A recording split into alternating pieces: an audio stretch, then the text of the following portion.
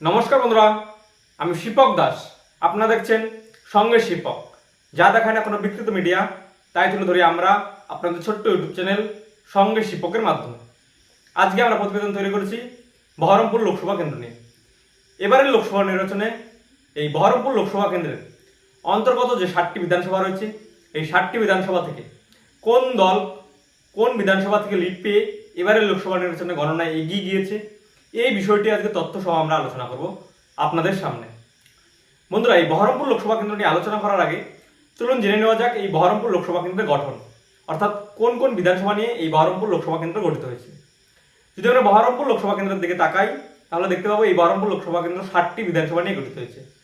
এই 7টি বিধানসভা হলো বড়োয়া, কান্দি, ভরতপুর, রেজিনগর, বহরমপুর, নওদা এবং বেলডাঙ্গা।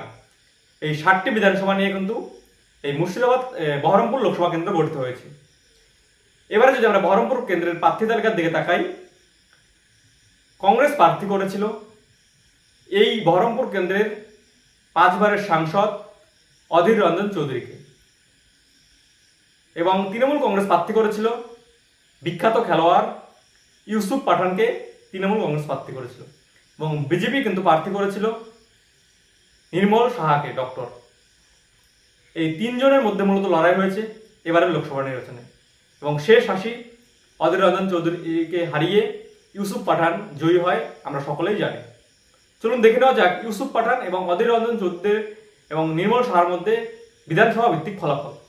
যদি আমরা শুরুতেই দেখি বড়োয়া বিধানসভা, এই বড়োয়া বিধানসভায় যদি আমরা ফলাফল দেখি, তৃণমূল কংগ্রেস প্রার্থী ভোট পেয়েছিল 62,918টি ভোট, বিজেপি প্রার্থী ভোট পেয়েছিল 63,476টি ভোট, এবং কংগ্রেস প্রার্থী 39,064টি ভোট এই কেন্দ্রে পেয়েছিল। তারপর কান্দি বিধানসভা, তৃণমূল কংগ্রেস প্রার্থী ভোট পেয়েছিলেন 72,763টি ভোট, বিজেপি প্রার্থী 50,003টি ভোট, এবং কংগ্রেস প্রার্থী ভোট পেয়েছিলেন 59,808টি ভোট। তারপর আমরা দেখব ভরতপুর বিধানসভা।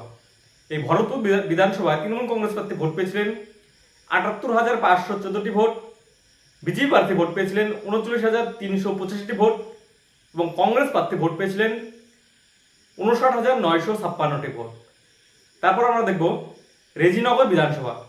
এই রেজিনগর বিধানসভায় টিএমসি প্রার্থী ভোট পেয়েছিলেন 96,834টি ভোট, বিজেপি প্রার্থী ভোট পেয়েছিলেন 50,425টি ভোট, এবং কংগ্রেস প্রার্থী ভোট পেয়েছিলেন 54,706টি ভোট।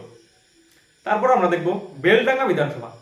এই বেলডাঙ্গা বিধানসভায় টিএমসি প্রার্থী ভোট পেয়েছিলেন 77,122টি ভোট, বিজেপি প্রার্থী ভোট পেয়েছিলেন 50,060টি ভোট, এবং কংগ্রেস প্রার্থী ভোট পেয়েছিলেন 72,666টি ভোট। তারপর আমরা দেখব বহরমপুর বিধানসভা। এই বহরমপুর বিধানসভায় তৃণমূল কংগ্রেস প্রার্থী ভোট পেয়েছিলেন 46,994টি ভোট, বিজেপি প্রার্থী 76,474টি ভোট, এবং কংগ্রেস প্রার্থী 83,401টি ভোট। তারপর আমরা দেখব নওদা বিধানসভা। এই নওদা বিধানসভায় তৃণমূল কংগ্রেস প্রার্থী ভোট পেয়েছিলেন 88,485টি ভোট, বিজেপি প্রার্থী 40,547টি ভোট, এবং কংগ্রেস প্রার্থী ভোট পেয়েছিলেন 68,569টি ভোট। আমরা দেখলাম 7টি বিধানসভার সার্বিক যে ফলাফল হয়েছিল সেই ফলাফল। এখন এই 7টি বিধানসভার মধ্যে কোনটিতে কে এগিয়েছিল?